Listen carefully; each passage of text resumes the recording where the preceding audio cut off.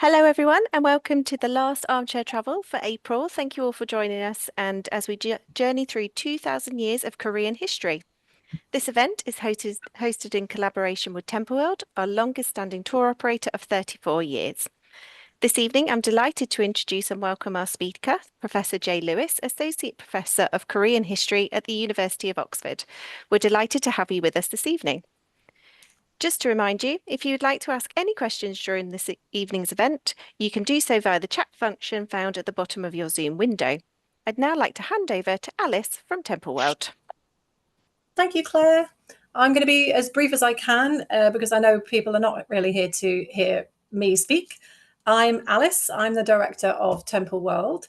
Temple World was founded in the 1970s by my father, who is an archaeologist. And over the years, we've evolved into a worldwide small group tour specialist. I'm just going to share my screen. I've just got a couple of little slides to share and hoping you can all see that. So we run tours for universities and museums like the British Museum, the Smithsonian, and of course, Oxford and Cambridge universities. And we actually pioneered the alumni travel for these universities a good few decades ago now. Alongside the small group tours, we do also arrange tailor-made beach holidays, safaris, villas, and so on, but that's under a different brand called Sirocco. You can find all of Cambridge's alumni tours on the main alumni website, but for more detail, what you should do is follow the link on the site to each of the operators' individual websites. We are going to be running 6 of Cambridge's tours for alumni in 2025, and this is what you'll see if you visit our website at templeworld.com. There are tours to places near and far, and I'm pleased to say we've got some brilliant new destinations this year. I am, of course, going to be talking about our South Korea tour, which is going to be led by Jay Lewis, but just wanted to quickly point your attention at a couple of other ones. We've got Eastern Turkey, where we're going to be looking at Armenian and Ottoman sites at the end of August with Professor Peter Saris. We're going to be spending a week in Tunisia, exploring Carthage and all of the Roman North African sites up in Tunisia with Professor Andy Merrill. And we are very lucky to have arguably the world's foremost expert in Maltese Neolithic sites, leading a 6-night trip for alumni to Malta in October, which is Professor Caroline Malone. Most of our tours aren't run annually, but there is one exception, which is our Eternal Egypt tour, which we're really proud of, and that's led by Professor Mark Smith. And it's so popular because it's actually quite unusual in that we're one of the few companies that travel overland south from Cairo through the Fayum all the way to Amarna, which is a very important site for understanding Egyptian archaeology, but it's really very far off the tourist trail. So usually we have it all to ourselves when we visit. The trip I'm going to highlight is, of course, the South Korea tour, which we're going to be running with Professor Lewis in September. Everyone who signed up for this talk will be sent a link to the tour details by Cambridge, along with the link to today's recording.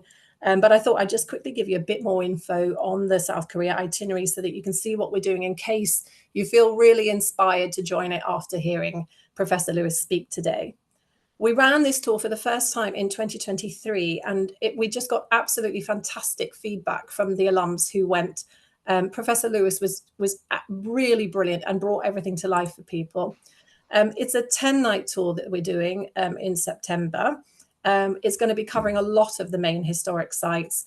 We've tried to keep it as reasonably priced as possible, and we will also be there in autumn when hopefully the turning leaves will make everything extra beautiful. We are starting and ending in Seoul, as you can see, and there are historic palaces. There's a fantastic national museum. We're going to sample some local dishes at the market. And of course, we are going to be going up to the DMZ, which everybody knows about.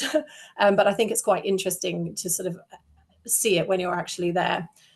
We are including a huge number of UNESCO listed sites. A lot of people don't realize how many Korea has, including Haho Folk Village, where you can get a feel for life during the Joseon dynasty. We are going to be spending a lovely couple of days in Gyeongju, which is called the Museum Without Walls, because the streets are just littered with palace ruins, temples, pagodas. And I'm sure Jay's going to talk about it. It was the capital of the Silla kingdom for nearly 1,000 years. And those funny green bumps that you can see in this bottom left photo are actually burial mounds made for the kings that have been now made into a park that you can stroll around. And we visit Busan, which is set on just a very lovely stretch of coastline. As with many parts of South Korea, it's got a bunch of 14th century temples to see. But what I like about Busan in particular is just really a chance to get outside, walk along the coast, some beautiful beaches as well. And if you're intrigued by Korea's cuisine, which is gradually infiltrating British culture, don't worry, we have built in the chance to try lots of some of Korea's most famous dishes. We've got quite a foodie element to the tour alongside all of the history. And you'll also be getting a chance to travel on the super fast bullet train as well, which is really exciting. Most importantly, Professor Lewis will be on hand throughout, giving his insights, giving his talks. So you'll come away having thoroughly immersed yourself. We do still have availability on all of our 2025 tours, including this one. So if you're feeling inspired and you would like the details of the South Korea tour, or in fact, any of our tours, you can find them all on the website, templeworld.com. If you forget that, just look on the Cambridge Alumni website. I am now going to hand over to Professor Lewis. And just before I do, just to remind you again that you can ask questions using the Q&A function during his talk, and I'll be here again at the end of the talk to put a few of those to Jay. Over to you. Right. Let's see. I'm going to share my screen. Oh, before I do, really at the bottom panel, I think, is the chat, and that's where you can insert questions. Okay, let's see if I can make this work. You should see my screen now. This is actually a pyramid on the Giza Plateau, but we are not going to talk about that today. And so I hope you can see my screen. This is just the title. I guess Alice, Claire, does it appear? Okay, Yes, good. you're all good. Okay, great. Okay, I'm going to apologize at the very beginning because there are a few slides with text, but you don't have to read it. I'm just going to say whatever is important. The points I'm going to make are kind of in comparison with primarily Japan, but also China, because it's difficult to understand Korea or even Japan or China by themselves. China is a bit easier because it's so big, but Korea and Japan are virtually impossible. And particularly Korea and Japan, because for the first 1,000 years, or the first, I guess the first millennium, Christian millennium, they were almost the same place. Now, you can ask me about that later, but I put together some arguments.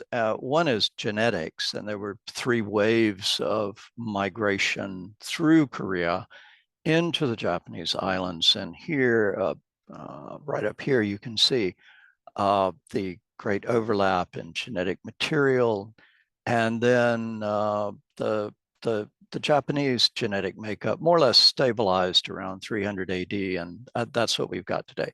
And most of these people who migrated into Japan at that time were coming from the Korean peninsula. Now, the environment of both the Korean peninsula and Japan are extremely similar, which means that they eat more or less the same food. And what I'm talking about is, of course, rice, millet, and barley, and they came in from the continent and from Southeast Asia. But I'm going to get on to the politics, and then I'm going to, as my wife said, give them something interesting, then give them something funny, and give them a salacious story or two. So I'll get to that later. But the politics of both developed in parallel until about 1100 AD. And then there was a great break, and then they came back into parallel from about 1600 all the way into the present. And so I'm going to try to give you an overview of this history. Now, I was talking about the migratory waves going through the Korean peninsula into the Japanese islands, and these are just some of the ancient Paleolithic and Neolithic sites. And then I've overlaid some of the earliest states or tribal formations that appeared. And one of those is in the Japanese islands. The migrations were quite phenomenal. Basically the people from the peninsula took to the Japanese islands iron and rice. So they took metal, and this rice is a phenomenal thing to grow because the output is enormous, and you can suddenly feed a whole lot more people than you could. And we have all kinds of archaeological evidence for this migration. But it is curious because it turns up in the political rhetoric, because both the Koreans and the Japanese rely on a political legitimacy that comes from heaven. The ruler is a descendant from heaven. Now here I'm showing you a picture of North Korea, and the great progenitor for the Koreans is this individual called Tangun, who was the product of a union between a heavenly god that descended to earth and civilized a bear tribe, and then married one of their women and produced Tangun. So this is our first earthly ruler.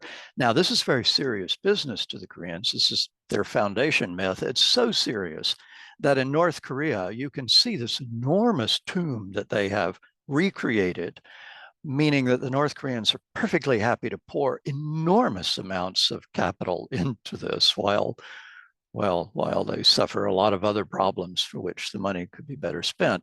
But in the Japanese islands, we also see these enormous tombs, and these were semi-divine rulers. The semi-divinity tapers off in the Korean case, but of course we all know that the Japanese emperor is divine, and so right into the present, that form of legitimacy carries through in Japan. There are certain differences, though, in the foundation myths. If you look on the top left-hand side, it's the Korean foundation myth, and then below that is the Japanese foundation myth, and they both have descent to earth, and union of heaven and earth and marriage and produce the people. But the curious thing about the Korean foundation myth is that the god descended to earth and met no one who had a name. He met a bear tribe and a tiger tribe, and they were slowly turned into human beings, but no one had any names. In the case of, I'll tell you what I mean. In the case of the Japanese, the Lord descended to earth and met people who had names, which means that there were already people there in the Japanese islands. Okay, so we're talking about migration, and we're talking about earlier and later migrants, and the later migrants are clearly the people who wrote this Japanese foundation myth. And they had to deal with other powers that were already there who had names. Now, the statecraft that comes out of this was, again, a product of a Korean model.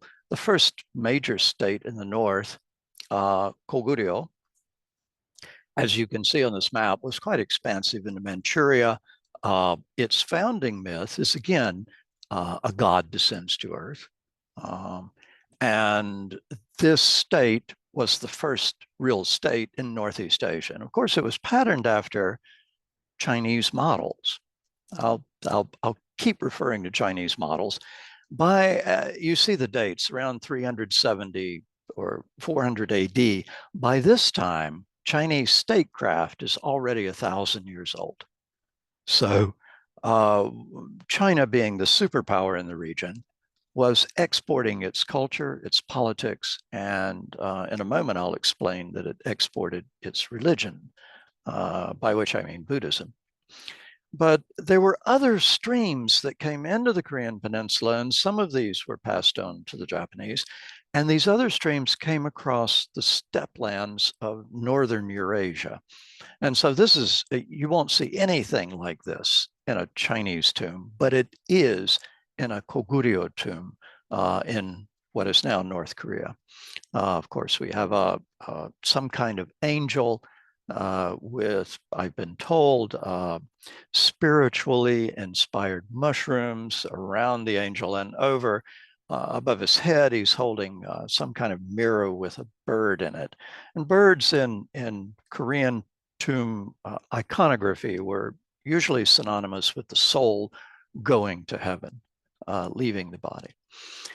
Well, if we move forward a few hundred years, we reach a position where Goguryeo in the north, and then Paekche in the southwest, and Silla in the southeast. These three states begin to form, particularly these two new ones in the south. Silla becomes paramount because long about 650 or so, they were able, actually 50 or 60 years before that, say around 600, they were able to make a direct contact with Tang China, and thereby created an alliance with the Chinese. And the Chinese came across the sea, landed on the west coast, and then Silla moved from the east to the west in a pincer movement. They destroyed the small kingdom in the southwest, Paekche, and then they turned on the northern kingdom and destroyed it. At which point, by 668, basically Tang and Silla controlled the peninsula, but then Tang tried to take it, and the Shillans threw the Chinese out. Now, I only go into some detail about this because from that moment until the present, the Chinese never sought to directly control Korea. Their noses were so bloodied at the end of the 7th century that they never went back for direct control. Of course, to have a compliant buffer state was perfect. But anything that involved putting armies there or trying to tax the people directly was considered by the Chinese far too onerous and too expensive. But going back to the state that was formed, the type of politics that was formed, as you can imagine, because we're talking about divine rulers, there was a great deal of heredity going on. And so people were born into castes in Korea, and particularly in Silla. And depending on your caste, then you could be appointed to a particular bureaucratic post. Now, this is a hybrid of a Chinese bureaucratic model.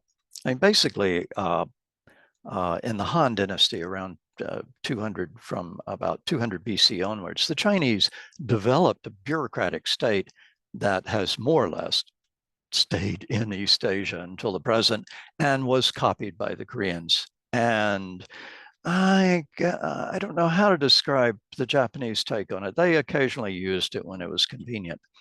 But one of the other accoutrements that came along with this political organization of bureaucracy was a capital city, a fixed place where rulers presided. And however, in the case of the Japanese, they really at this time, around the 6th century and the 7th century, did not really take on the bureaucratic model. What they did was the great king, the divine king at the top, then would give rank and post to people depending on literally how physically close they were or how socially close they were. So it was a very loose arrangement by comparison, not very bureaucratic. And the reason, of course, goes back to the point I was making earlier, that the divine Japanese ruler met people in Japan who had names. So they were already independent local powers. But the Japanese, of course, also created a grid fashion, a grid capital like Tang China. But one other thing that the Japanese added to their political structure, what the Koreans never did, was to set up a bureaucracy. And that's what you see here. In red, though, inside the red circle is their great innovation, which is all of those divinities. There was the ruler who was the divine ruler, but there were all these local powers who also claimed divine origin, and they were forced into a bureaucratic structure. So what you see in front of you is the terrestrial bureaucracy, and then in red, in the red circle, we have the celestial bureaucracy. So it was all sorted out, so to speak. But the Koreans never accepted anything like a celestial bureaucracy because they were the recipients of both Confucianism, this bureaucratic state ideal, as well as Buddhism, earlier than the Japanese, and in many ways, dare I say, in a more civilized or accepting fashion. Now, Buddhism came across it came across northern Eurasia to get into China and Korea and Japan. And so it took on other aspects that we don't see in Southeast Asia, particularly when it moved westward through Gandhara, what we call Afghanistan today. It acquired Hellenistic attributes, particularly the anthropomorphic icon of the Buddha.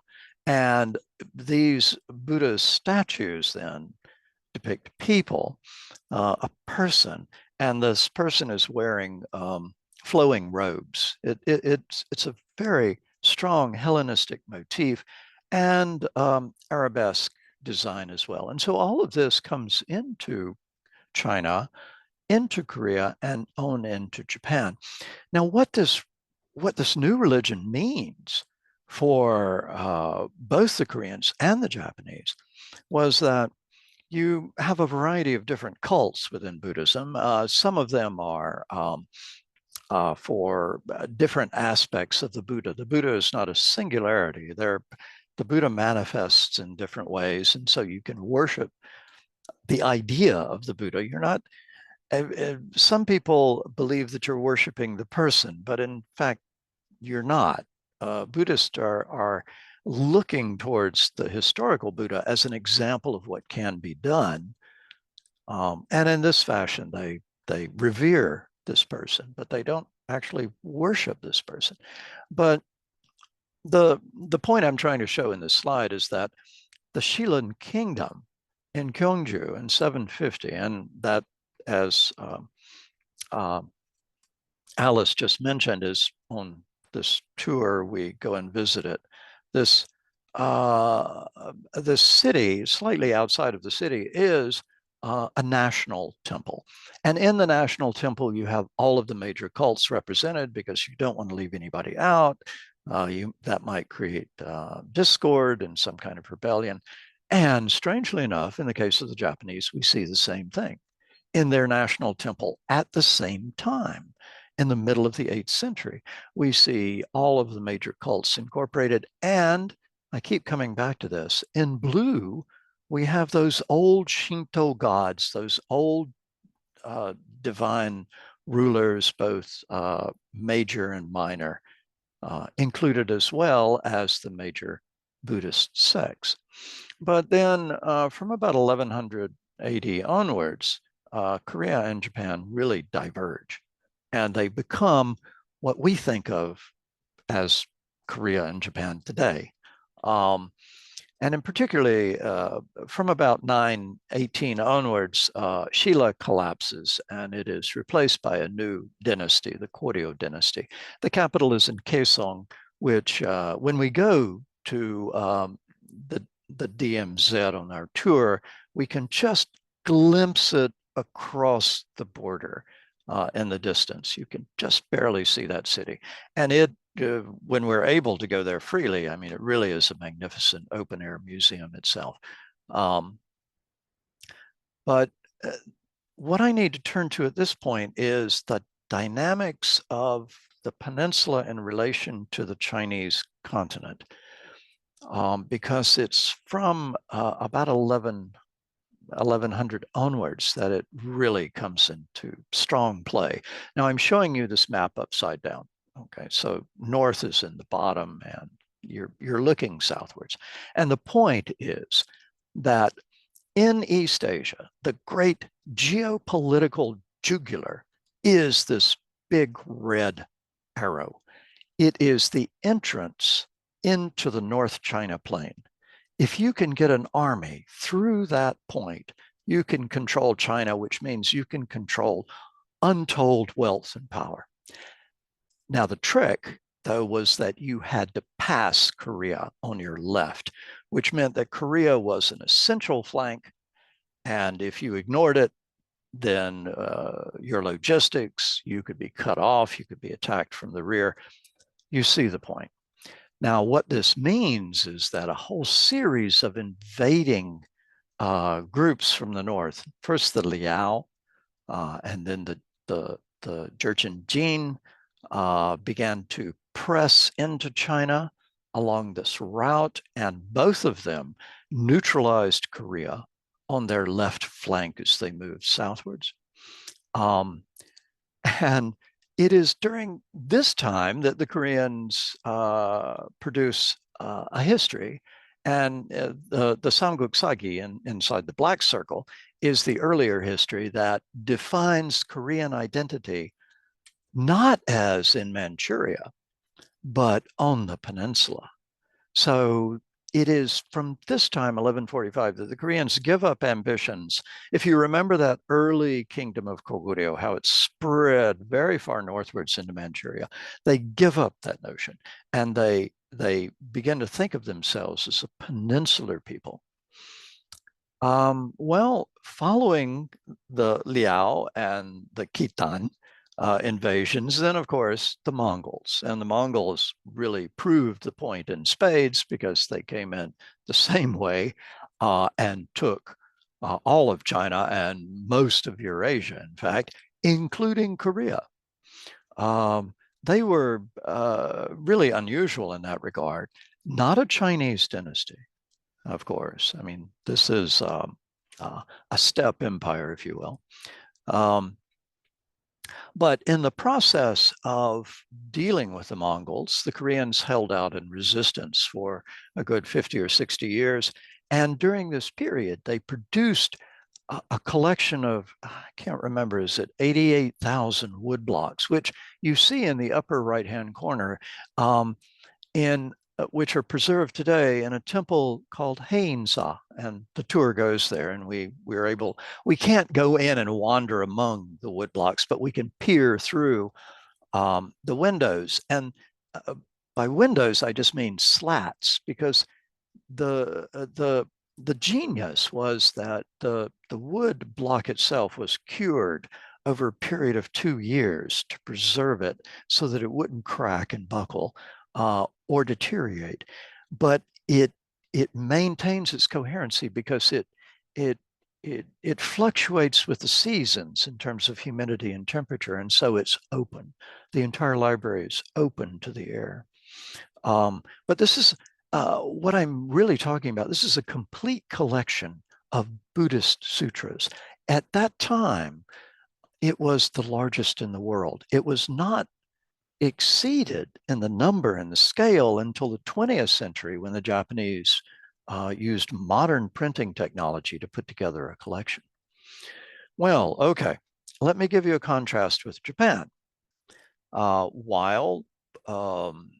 Basically, while the Goryeo kingdom is suffering under the Mongols from 1230 onwards, in Japan, they have the luxury, because they're not under attack yet by anyone, and they, up until that point, they never have been. They have the luxury of killing each other rather than worrying about a common defense. And so they go about doing that. And basically, over the 12th century, they begin to disintegrate politically into warring groups. And it's out of that milieu that comes the samurai, or their first name was Bushi, meaning warrior. And I mention this because in a moment it will become clear to you why. They did have to deal with the Mongols twice. The Mongols tried to invade them coming from Korea, using Korean shipwrights, Korean ships, and to a certain degree press ganging Korean soldiers into the fray. Here we have a depiction from the late 13th century by one of the Japanese defenders, who commissioned some artist to depict his resistance against the Mongols, and you can see he's climbed onto the deck of the ship, and he's busily, oh, this is terribly blurry, but he's busily slitting throats. And so the point was he could take this away and show it to his masters and get a reward. At least that's what he hoped. Well, it didn't really come. In the midst of the resistance to the Mongols, though, the Koreans produced, a Korean monk produced another book on the left-hand side, the Samgukgusa, from the 1280s. And it, again, kind of cemented the notion of what is it to be Korean.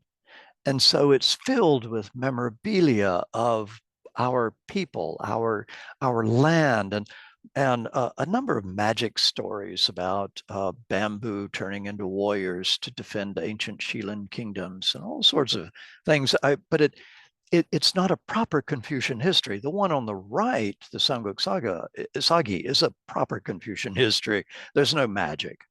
People don't fly. But on the left, the Samgukgusa, written by a Buddhist monk, has all sorts of exotic paraphernalia attached to it. Well, the Mongols began to lose their grip in the 1300s. And at that time, Japan descended, or particularly Kyushu, descended into famine, and pirates swept out. They swept out and attacked the Korean peninsula, and then they moved on to the Chinese coast. Because basically Japan had descended into civil war, and it was really, no one could control access to and from the country. And so pirates had a run of the seas.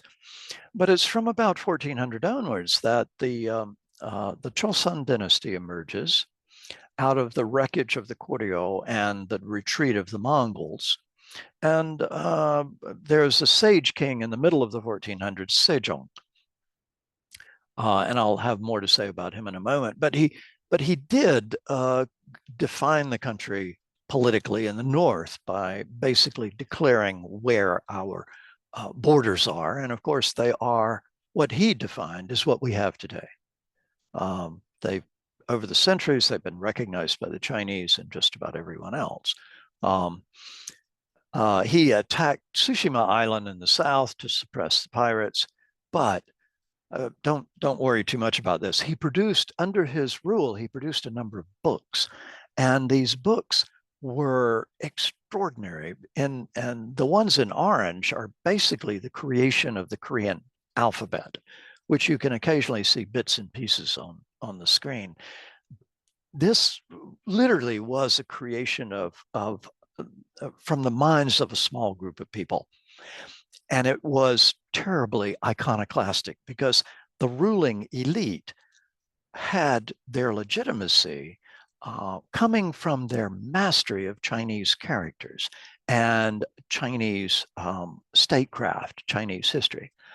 And if you introduce something that is basically an alphabet, you can empower everyone to become literate, and you can easily see why that would be a political problem. So that's why the king, however enlightened he was, had to get a group of young men off to the side and create it secretly. The other books are rather interesting. They're all about legitimacy and history, or agricultural guides, or prescriptions. So he wanted the people to be healthy. He wanted them to be wealthy. This is an enlightened ruler in Confucian terms. Now, in this situation, let me give you a bit of something about a garden. We won't go to this garden on the tour, but to give you an idea of the Confucian element that's involved, the garden is down in the south. It's inside that circle. First, by contrast, let me tell you that gardens in Japan at this time were Buddhist. They were being created around Buddhist principles. And so a very famous one in Kyoto, Ginkakuji, is depicted here.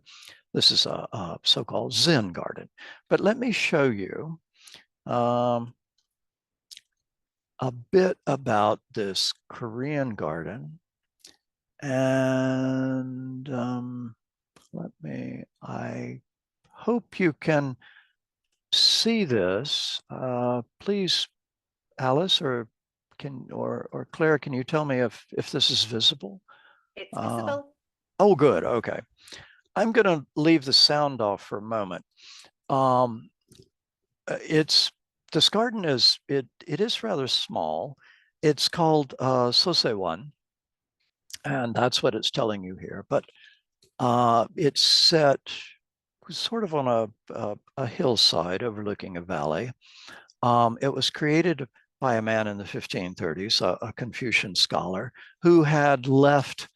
Basically, he had refugeed out of the capital because the problem with academics is that they'll fight over almost anything, and so these people who are essentially academics who had risen to political power based on examinations were arguing over doctrinal points, and it became really nasty. The losers in the argument would be purged. And so he got fed up and left and went to the south to create his garden refuge. And by some miracle, we still have this today.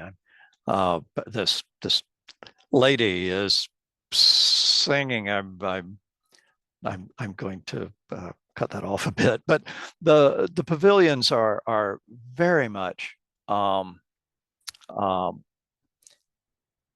very much in the Confucian spirit. Let's see if here we go. Okay, so this one in particular, I mean the title of it is a breeze that appears, a gentle wind that blows as the sun rises after the rain. And okay, I hope you get the sense that we're looking for serenity. Yes, I mean he's been dealing with the bloodletting in the capital, and he's really seeking serenity. There are a number of these still preserved around the peninsula. This is one part of it. You have a panoramic view of most of the garden. This is another part. This is where we were just looking from. And this particular pavilion that is, it's not tile, but it's thatched roof, is entitled Awaiting the Phoenix, which means I'm waiting for the hero to come and basically put politics in the world right.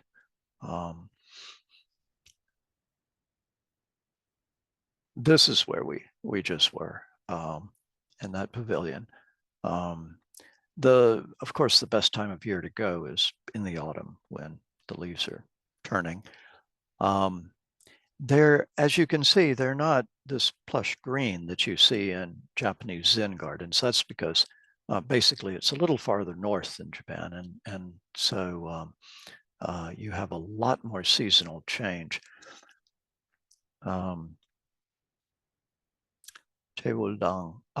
Yes. Well, this is another pavilion where you can sit and enjoy the moon.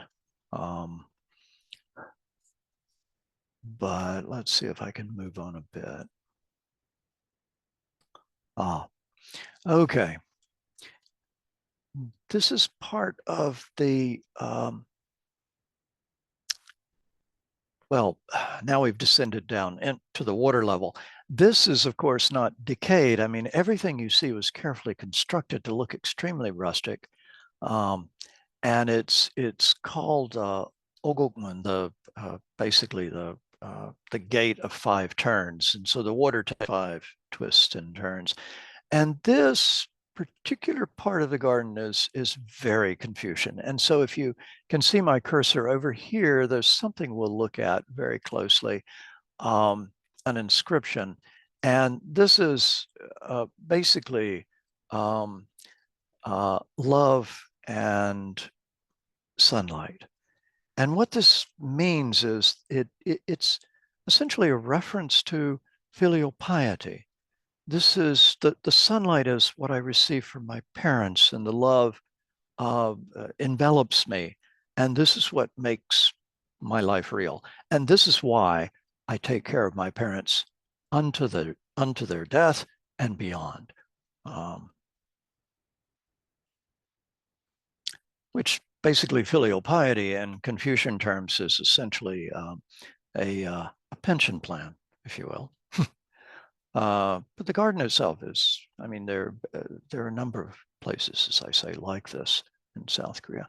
Well, let's see. Okay, let me come out of this and go back to my slides. And I think you can see a slide again. If you can't, please say something. This particular pavilion that I put in red is this one. And I want to give you an idea. So you're sitting inside the pavilion, the garden comes into the room. And the same is true in Japanese gardens a century or two later. The garden comes into the room. So you break down the interior and the exterior. And this is the immersion in nature. Now, sorry, I'm running out of time, so I'll move rather quickly. But towards the end of the 16th century, a major war breaks out, and the major war is the Japanese invade Korea. Now, remember that jugular I was talking about regarding the access into China. Essentially, the Japanese attempt to invade China, but they have to go through Korea. And up in the Northeast, they want to get into that corridor to go down into the North China Plain and take control. The problem was that it didn't work. The Koreans held them. But one of the curious things is if you see, this is a depiction from the 18th century of the Japanese landing in Pusan. And by the way, this was the largest overseas landing in world history until D-Day. Here they are, the Japanese are landing, and they have with them this new weapon that the Portuguese just brought to Japan, i.e. bird rifles.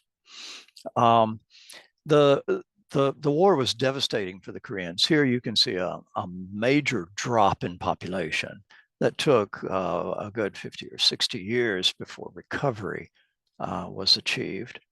But as we go into this new order after 1600, what we see is a kind of a peace descends, and a major trade route develops again that links Japan all the way to China through Korea. And the Koreans are exporting ginseng.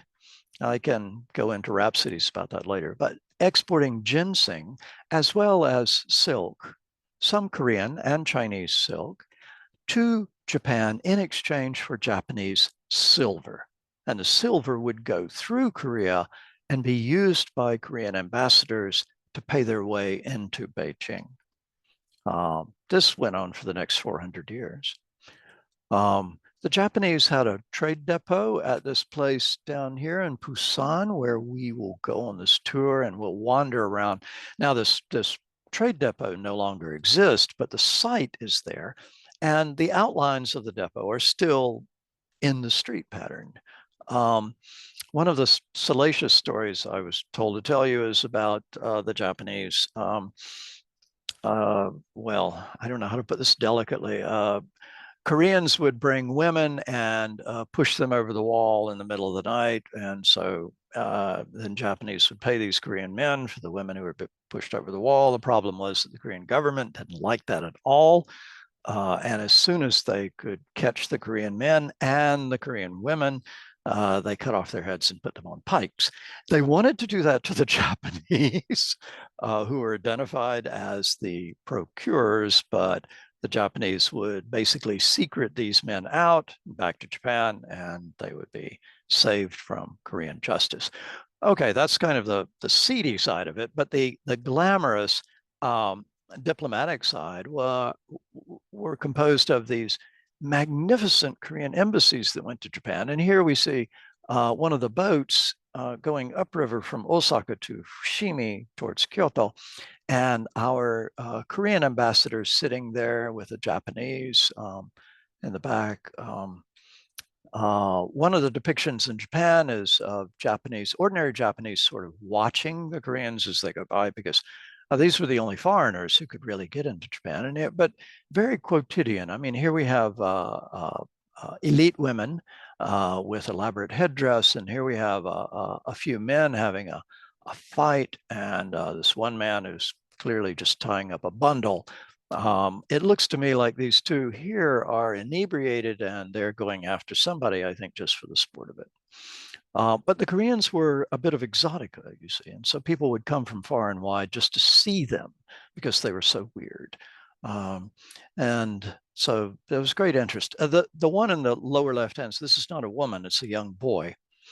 He has yet to make the transition to manhood, which means you cut off his hair and fix it in a top knot and give him a hat. Well, as we come into the present, we're dealing with a shared geopolitical space, really, in Northeast Asia. And towards the end of the 19th century, Japan came under pressure from European and American imperialist gunboat diplomacy and that sort of thing. And the Japanese responded in many ways very well. They basically copied the imperialist and thereby defended themselves. But they tried to tell the Koreans about their new government, which is very westernized, and the Koreans accused them of turning to barbarism. They didn't like, the Japanese didn't like that. And so here we have a depiction of the debate to invade Korea and teach them a lesson for having humiliated us. Eventually, the Japanese did take Korea as a colony by 1910, and the reason was they were afraid. The Japanese were deathly afraid that the Russians, well, first the Chinese, and then the Russians, and then they were afraid of Americans and British taking it and using it as a jump-off point to invade Japan. But of course, they were also justifying the seizure of Korea as bringing civilization to our benighted younger brothers. And by the 1940s, this became rather intense. We're the same people, and we should, one heart, a million hearts beating as one. But by this time, of course, war is beginning to ramp up in East Asia as the empire expands. Of course, the Japanese Empire takes Korea from 1910, and then the problem with empires, particularly the edge of it, is that once you take Korea because Japan is vulnerable, but then Korea is vulnerable, so you take Manchuria, but then Manchuria is vulnerable, so the war expands into China. Essentially, it's never ending. This is the problem with that kind of thinking. The Allies made an overture to the Koreans in 1943 by offering them freedom, if you will. Korea shall become free and independent in due course, which is what is missing from our stone here. The catch was in due course, and nobody really knew what that meant. At the end of the war in 1945, the Russians were flooding southwards into the Korean Peninsula, and the Americans didn't know where to stop them. So essentially, literally August 15, these two young men, Dean Rusk and I can't remember Bonesteel's name, they were given the task of proposing to the Soviets where to stop in Korea. And they had a 1904 National Geographic map, and it had no provincial boundaries on it, alas, but it did have parallels.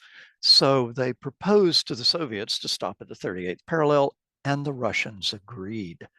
And that's why we have the 38th parallel today. Korea has long been united, except for antiquity, when the states were at war with each other.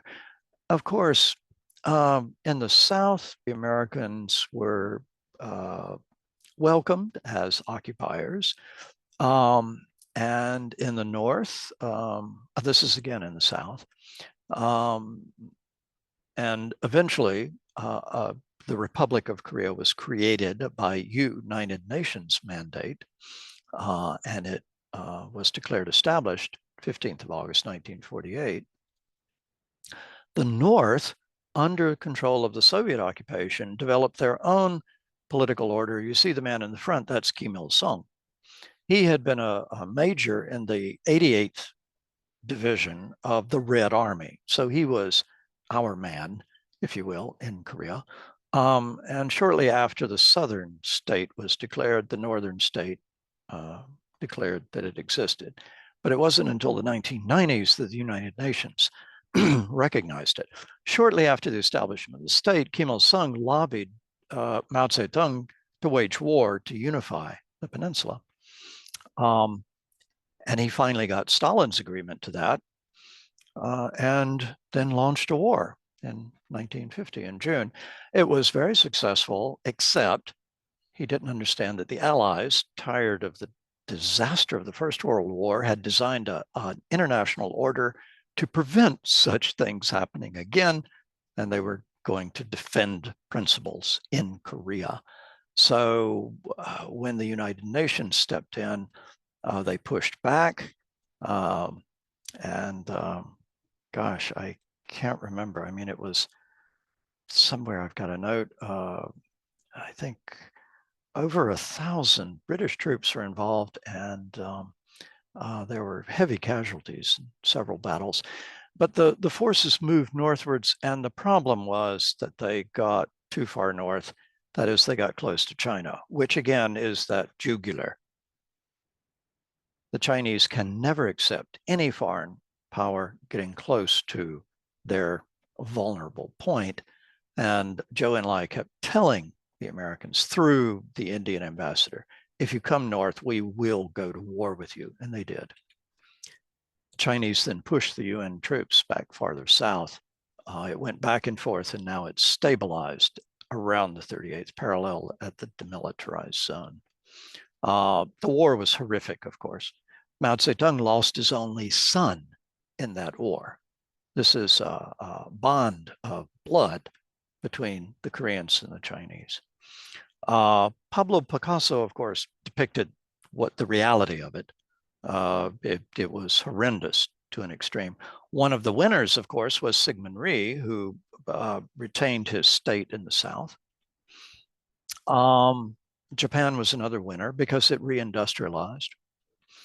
And the industrial systems, the consumption that we see in modern South Korea was laid in the Japanese occupational period, and many of the major industries such as Samsung, LG, or what people in this country call Hyundai or Hyundai Corporation, came out of the 1920s, 30s, and 40s, and now are basically the large industrial conglomerates in South Korea.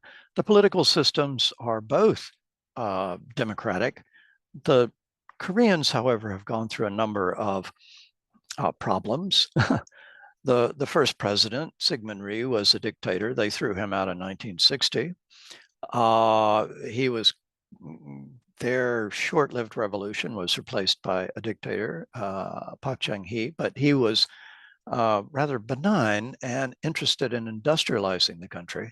He was shot and killed in 1979 by the head of the Korean CIA, and then succeeded by the man on the far right, No Tae-woo, and then Chun Do-won, these generals. But from 1987 onwards, we've had civilian presidents, and we have basically from 1987, excuse me, to the present, we've basically had free and independent elections in South Korea. And I hope you realize most recently, Yoon Suk-yeol was impeached, tried, and convicted for treason, essentially, which is, I think, something the North American Republic might be aware of, that this is the way it should be done in a democracy. And so the Koreans are really presenting us with a democratic model now. Kim Il-sung in the North has essentially built a dynasty. And Kim Jong-un, his grandson, now rules the country. People in North Korea are ordinary people anyway. And this is I know I've spent too much time, but I'm going to end up here. There have been a number of attempts to normalize relations between the Japanese and North Korea. In the upper left-hand corner, the South Korean president went to Pyongyang. In the lower right-hand corner, the Japanese prime minister went to Pyongyang. There have been attempts, even Donald Trump himself has stepped into North Korea, but we can't really do it, not yet. There's still a confrontation. And I'll leave you, I'll stop here, only because I think the future is going to hold a Chinese hegemony in the region. And I would argue that that will be rather benign. So I'm sorry I took so much time. Thank you so much, Jay. That was fantastic. And even though I've heard one of your talks before, I learned new things in this one. It was brilliant. And I know that our group are going to be very, very lucky indeed to have you along. And I know that obviously during the tour, when you give your talks, you're giving quite, obviously you've tried to cover an awful lot in one session here, but you're able to drill down a little bit onto specific things during the talk, which also correspond with what we're seeing at the time as well. We did get a couple of questions through from participants. Some of them you actually answered brilliantly during the talk anyway. Particularly, I think you've covered quite a lot of the relationship between China and Korea. And you did say, I think, that one of the Chinese civilization was going for quite some time before you start to see much happening in Korea in terms of a developed civilization. And you've also touched on the end there very clearly on the North and South Korea, like how that actually happened, how we ended up with this divide. And the question was, is there any historical difference ethnically, language-wise, between the North and the South, or is it purely just that Russians coming down after the war, UN, coming up, and the meeting point of the two? It's they are the same people. Ethnically, they're completely the same people. Culturally, for the most part, but of course, North Korea has been essentially cut off from the world since 1953 and the end of the Korean War. And language, interestingly enough, language is very different. I mean, you talk to South Koreans and they their language is peppered with a lot of modern terms, like computers and mobile phones and all this sort of stuff, YouTube videos and whatnot. But of course, North Koreans don't have exposure to that, and they're not permitted to use foreign words. So in that regard, modern technological terms are differing. But yeah, for the most part, they're the same people. They are the same people. And one other question, and I know we're really, really short on time, but this is an interesting one. I know you didn't cover it in the talk. Somebody has asked, why is archery so ingrained in Korean culture? Ah, yes. Okay. Well, I'm happy for that question because I am an archer, and I use Korean bows. This goes back to a Confucian thing. Archery of course, you use it in warfare, but a gentleman learns a martial art like archery to control his mind and to stabilize his consciousness. And so there's a great deal of ritual involved. You can display not quite filial piety, but respect towards elders as you're drawing your bow or having conversation or just shooting. But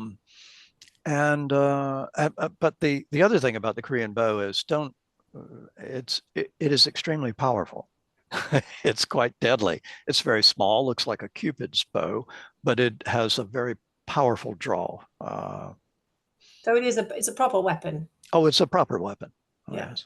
Oh, fascinating. And then just lastly, we've had somebody ask an interesting question in the chat just about sort of more modern day Korea. You mentioned the technological advances, and I think after the split, I think the question was, how did it become so technologically advanced so quickly? And the secondary question is, there's obviously K-pop. We're starting to see a lot of that kind of music and culture in British culture is coming across now, and there is a kind of an interesting, slightly androgynous Korean male figure. And is that something traditional? Like, where has that come from? So I know that's two questions.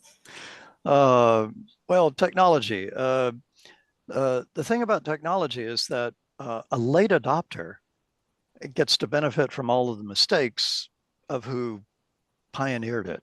So, for example, I mean, railroads in this country, the British created railroads, but to see the most magnificent railroads now, you have to go far afield. Basically you have to go to Korea, China, Japan, and they, of course, have mastered all of the problems along the way and have innovated. And they've done this with a great deal of forethought. And I don't want to mislead you, but a lot of state concern about developing technological industry. I'm sorry, the other questions. The question was about the slightly androgynous look of some of the yes, and males in K-pop. K-pop. K-pop, yes. Well, soft power. Think about what soft power is. It basically, the United Kingdom is one of the great exporters of cultural products in the world. I mean, truly. And we're so used to it, we don't even think about the extent of our soft power. But the Koreans have developed the export of their culture, and it really began with dramas, serialized dramas, 30 minutes every 2 or 3 days. And the stories of the dramas were not like our dramas. They weren't filled with either violence or sex. The Americans prefer violence. I think the British prefer sex and all sorts of other things. No, the Korean dramas were filled with the confrontation within a family between a rich family with a proud young brilliant boy who falls in love with this poor beautiful girl, and of course his parents are opposed to them marrying, and this confrontation goes on for 70 segments. Now that kind of family conflict really was, oh, the Chinese loved it, the Southeast Asians love it, and so it spread out. Along with that went music. And now we see boy bands and girl bands being exported, and they really work hard to master the precision of the dance movements. The music may be so, and the lyrics I usually don't understand. But the androgynous aspect is rather curious in that, yes, that ideal of the very pretty boy goes back to antiquity, and it's simply being reproduced. And by very pretty, I mean, these are boys who you would be hard put to find a 5 o'clock shadow anywhere. And so what that means to a female audience is some kind of security, approachability, and something wonderful to look at. So, and of course, the girls dancing on stage, I guess the attraction there is fairly obvious. Yeah, indeed. Men, but yeah, with the very short skirts and so on. yes. That's fascinating, and I love the concept of soft power. I think that we put such an emphasis on rugged masculinity, and actually that's not always exactly what's the right thing at all. And I am so sorry. There are a couple of people who have put questions in here, and I'm worried that we're now over time. So I'm not sure whether to ask them or whether we can maybe I can save these and send them to you, and you can perhaps answer email. Try it now. We can just go on for a couple of more minutes, I think. Is there one? Andy asks, is there a similar warrior code in Korea to the Japanese samurai? Are there parallels? Yes and no. That warrior code in Japan is kind of a modern creation out of the late 19th century. Okay. But warriors in Korea, oh yes, highly professional at certain times. In recent centuries, though, and up until from about the 15th century to the 19th century, though, they weren't. They didn't exist because a Confucian state doesn't need warfare. It rules by benevolence and prosperous peasantry, and that's all you need. Okay. I know. Well. Brilliant. Thank you so much. And then the last one, and I think this will have to be the last one of the evening.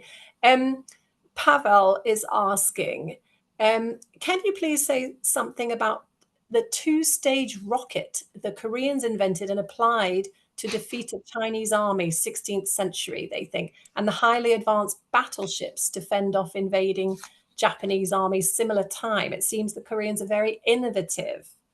They are. The invasion that I mentioned in the 1590s that came from Japan, and the Japanese were attempting to get to China.